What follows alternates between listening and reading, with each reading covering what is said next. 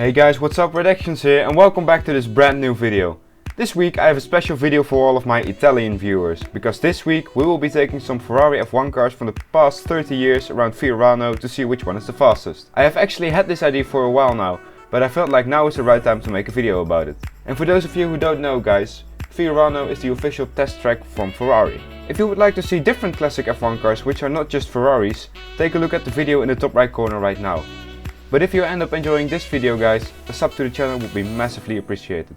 And oh yeah guys, I will be doing a face reveal of this video, which you will get to see right about now. So, hi guys, this is me, hello, hi. Okay, so this is me, but let's not look at me, let's look at the car now. So the car you're looking at right now is a Ferrari F190 or 641, I think it's called both. This thing is powered by a 3.5 liter V12 and it also has a semi-automatic gearbox. This car was used in the 1990 F1 season and it was driven by Alan Prost and Nigel Mansell. So today we are running the stock setup with a little bit shorter gears and some qualifying tires, which are good for about 2 laps in real life and then they just explode. So yeah, let's see what we can do with this thing. Okay guys, so here we are at the end of the lap. Let's set up our hot lap, brake a little bit early so we can get a good exit. Turn in late so that we can get on full throttle earlier. Shift up to 3rd gear and full throttle. 4th gear, 5th gear. You really have to rev this thing to the end of the rev range in order to get the maximum power, because all the power is at the very top of the rev range. And brake. We brake a little bit too early, but that's okay. Hit the apex. We don't run wide, which is nice. Ooh, almost losing the back end there. You really have to be careful with this thing with the back end, because the V12 just... it's kind of like a turbo engine. You have no power, and then suddenly when you get to a certain RPM you get full power. Turn in. Ooh, yeah, none power. Be careful of the bump. Brake before this bump and hit this apex. Beautiful. Now getting into the tightest hairpin of the circuit, which is this one. This really is, it's almost tighter than the Monaco hairpin I think. Ooh, don't lose the back end. Gentle on the power, shift up early, and power. Going into this corner, which is flat in every car actually. 6th gear, almost getting into 7th gear, brake for the last corner. We slightly missed the apex, but that's okay. At least we don't lock up. And full power. 4th gear, 5th gear, 6th gear, and it's a 1 minute 3.87. No idea if that's quick or anything. I know that the lap record is a 55.999. Which was done by the Ferrari F2004, which, spoiler alert, is not in this video. Yeah, I'm sorry guys. I just felt like changing it up a bit, but yeah, 1 minute 3.87. No idea if that's a quick lap or a slow lap. Let's see what the next car can do. Okay guys, so this is the next car. This is the Ferrari 310B, which was the F1 car used by Ferrari for the 1997 season. I believe this thing almost won the World Championship. It was a close battle until the Grand Prix of Europe, which I think was in Jerez, where a very famous incident happened where Michael Schumacher collided with Jacques Villeneuve. Anyway, this thing is powered by a 3 liter V10 and it's also the last year that slicks were in Formula 1, which is a bad thing because slicks are nice, they give you grip. So this thing was driven by, as I said, Michael Schumacher and also Eddie Irvine, and it almost won the World Championship. And as you will see in the video, this thing is quite a handful to drive. This is like the last car that is light and has like okay downforce. So let's take it for a spin and let's see what lap time we can do. Okay guys, so getting to the end of the lap again, let's slow down and make a late apex, which we do right about now. Ooh, almost lose the back end. Quite a shabby run out the last corner, but that's okay. Let's just let the V10 carry us to around 300 kilometers per hour and brake. So this thing, in the outlap, I felt this thing is so twitchy, like it's so light. It has no TC and just massive power coming from that V10 engine. It also has quite nice downforce compared to last car. Amazing to see how much of a difference 7 years can make. This corner is quite tricky in this car. Let's take it very gently. And on the throttle, short shift. Be careful over the bump. This corner is quite tricky as well, but it sticks. Yeah, let's go. So as I was saying, this car is quite light and it has a very happy tail. So you have to be careful while getting on the power, because the backhand will just suddenly snap on you. 4th gear, 5th gear, this corner is flat again, no problems. We slightly missed the apex, but it's okay. Brake. Back to 2nd gear, ooh, almost lose the backhand again. On the power, very gently, and full power. I think this will be like a 1 minute 2 something. It's a 1 minute 3.27, which is actually only slightly quicker than the what was it called? The 641, sorry. Oh, that was kind of unexpected. I thought this would be way quicker. But that's probably because, well, it feels quicker, but like the previous car, it's a lot more stable in the corners. This thing is like very twitchy. And yeah, I'm not a perfect driver, so you could probably gain maybe like a second on that lap. But hey, I'm just doing this in one take so that we can get like a good benchmark of what the cars can do. Okay, so let's move on to the next car.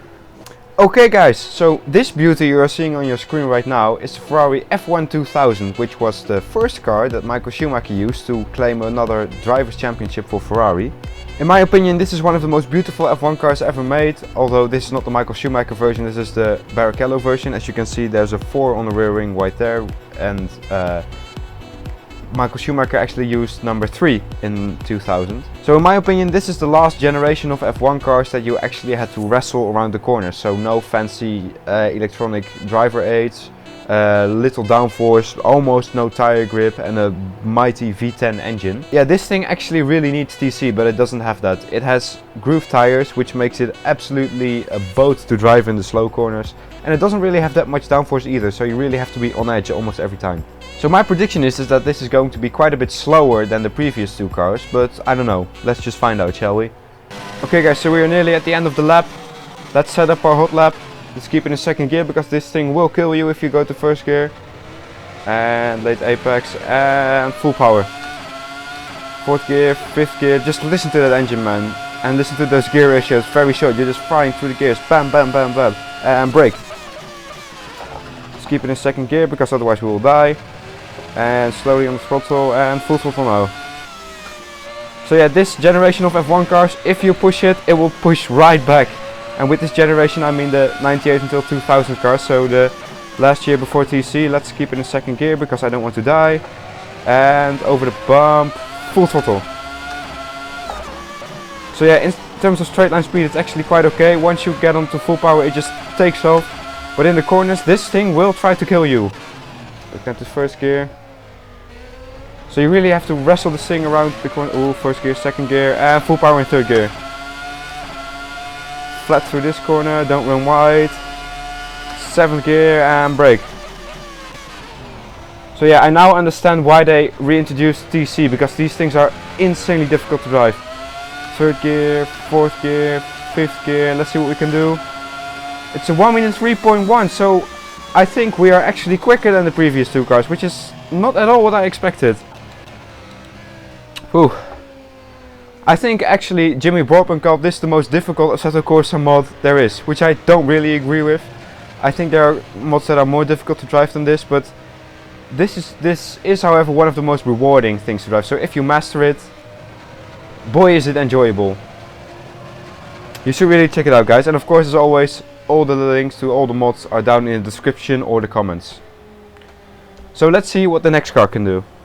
So guys, welcome to this mighty beast, which is the Ferrari F 2007, which you can probably guess from which year it's from, maybe. This is the last car that actually won a Drivers' World Championship, as it won the 2007 Drivers' World Championship, but I don't think it won the Constructors' World Championship, not sure. Anyway, Kimi Räikkönen won the last Ferrari Drivers' World Championship in this thing. It is powered by a 2.4 liter V8, it has traction control, it has quite advanced aero, but it still doesn't have slicks. All of that means that we actually don't have to be that careful anymore on the exit of corners, because you can just floor it immediately and it will just take off, because of the TC. And this is the first car in our list that actually has that on rails feeling, if you know what I mean. Like, in my opinion, it started in 2001 when the cars got TC. This is just an evolution of that. This is like a generation of F1 cars where precision is rewarded more than just throwing it around the corners or wrestling it around. So let's see what kind of lap time we can do. Let's see if we can get under the 1 minute. So yeah, let's go. Okay guys, so coming on to the end of the lap. Let's brake a little bit early to get a good exit. Well, we don't have to worry about spinning out because we have TC. Let's make a late apex and full throttle. 3rd gear, 4th gear, 5th gear. 6th gear. So yeah, this thing is actually quite underpowered compared to the last couple of cars. It only has 750 bhp from a V8, and let's brake. but still it got us up to well over 280 kilometers per hour. And yeah, as you can see by my steering inputs, this thing is much more on rails as I was talking about. No erratic movements with the steering wheel, just turning in and waiting for the front end to grip, like this corner, and flat on again. Yeah, I love this thing, man. It feels so good in the corners, and it's actually one of my favorite Ferraris of all time. I think it looks very nice as well. And brake. Ooh, we run a little bit wide, but that's okay. We can actually kind of save the corner. First gear, second gear, third gear, fourth gear. It goes through its gears quicker than I can even speak. And seventh gear, getting up to almost 290, almost 300 actually. Let's brake. We slightly missed the apex, but that's okay because we can get on full throttle right away. Shifted up a bit too late there, but that's okay. Let's see what kind of lap time we do. It's a 58.98, so we definitely breached the 1 minute barrier. And phew, yeah, this thing just feels nice. It says free mod as well, you can download it for free and just install it like that. Ferrari F2007, man, always a fun car to drive. Let's get on to the next one. Okay guys, welcome. We're now in the V6 turbo hybrid era. Remember what I said about the cars feeling like they're on rails? Well, in my opinion, the cars from 14, 15 and 16 are the 3 exceptions to that rule. These things again feel like you have to wrestle them around the corners because they just have so little downforce and huge amounts of power on the rear end. So yeah, from 2015 onwards the cars were powered by a 1.6 liter V6 turbo hybrid. I believe the V6 and the turbo produce around 700 horsepower and another 160 or so coming from the ERS. Yeah, we have ERS, which makes us go faster. We have DRS, which makes us go faster. And because this is an official F1 track, we can just use DRS whenever we want. So this car actually won 3 races in the 2015 Formula 1 World Championship, which I believe were all achieved by Sebastian Vettel. So this is actually the second most competitive car from that year. So let's see what kind of lap time we can do, shall we? Okay guys, getting to the end of the lap, we actually have to do quite a few things now. We have to put our MGU-K in hot lap mode and put our MGU-H in motor mode. And put the recovery up to 50 and let's go. Open DRS, we can just use DRS whenever we want, as I said. 7th gear and 8th gear. This thing is absolutely insane in terms of straight line speed, getting up to 320 kilometers per hour. Almost running wide because we had a little bit of a lock up there. Ooh, lose the back end almost. We still got it. Into this corner. Ooh, this thing just has so little grip, it's insane. Open the DRS. So yeah, if this is not wrestling a car around the lap, I don't know what is. Insane how the F1 drivers manage to be this smooth with these cars. And open the DRS again. So yeah, the reason this thing is so slow in the corners is because it's massively heavy compared to the previous cars. Ooh, that was a terrible corner. Open the DRS again. Close it. Yeah, it's so heavy because it has millions of batteries inside, which makes it just a absolute brick to drive around and little to no downforce compared to the previous cars. Open DRS. This is going to be an absolutely horrible lap. It's 1 minute 2.32, which, oh my god, man. Whew. This thing is an absolute handful to drive, and of course this isn't a perfect lap, but that's okay because I will just give myself 1 lap to do this. So my ability to drive this car after just 1 lap with no practice, well, just an out lap, just goes to show what kind of car it is. So us only doing a 1 minute 2 kind of proves that this thing is an absolute handful to drive. Whew. Only one more car after this, guys. Let's see what it is. Okay guys, so the car you're seeing on your screen right now is a Ferrari SF1000, which is probably the most infamous car Ferrari has made over the last few years, because this thing was an absolute shitbox. It came 6th in the Constructors' Championship. It only got like 3 podiums or 2 maybe. And even though this is the most garbage car Ferrari has made over the last 40 years, I'm still going to take it for a spin because it is a 2020 spec car, and 2020 is the quickest year for Ferrari F1 has ever had. So in theory, this thing should destroy everything that has come before it. And if it doesn't, well, that's just because I suck. So yeah, let's go. Okay guys, coming up to the end of the out lap now. Let's put the MGU-K in hot lap again, and let's put the MGU-H in motor. Turn the recovery up to 50%. Get a late apex so we can get on the throttle early and use these massive slick tires to get the best possible exit. Let's go. Already up to 7th gear before the bridge. 8th gear, I think we'll get up to around 320 again. 315 almost. Turn in, use the massive grip. And full throttle. DRS open. Close the DRS again. In, and it just sticks. This thing has so much downforce, it's unbelievable. And brake. Turn in. And it just sticks. This thing is absolutely insane to drive. And brake. Turn in. And full throttle again. Open the DRS. So guys, this thing is basically just the SF15T but on steroids. Like if you give steroids to its tires, engine and downforce, you get this thing. Open the DRS. We can keep it open for this corner. And brake. Turn in, leave it in 3rd gear. Get on the throttle nice and early. It's almost like you have traction control with these rear tires. It's absolutely insane. Onto the line, let's see what kind of lap time it is. It is a 57.54, which I think is quicker than everything that came before this car. 2020 cars, man, they're absolutely insane. Phew. I'm actually quite sad that we will not have these quick cars again for at least like 10 years. Because even though they're quite boring in terms of racing, in terms of engineering and like how far we can push technology, they're absolutely insane. Oh. Phew. It's actually quite tiring to do all these things, man. Let's see what post-editing me has to say. So guys, that was it for this video. I hope you enjoyed watching me on the facecam as much as I enjoyed making this video. Please let me know what you think about it in the comments below, and if you have some tips for me, they're always welcome. Anyway, if you enjoyed the video, smash the like button, don't forget to join the Discord server, and I will see you all next time. Peace!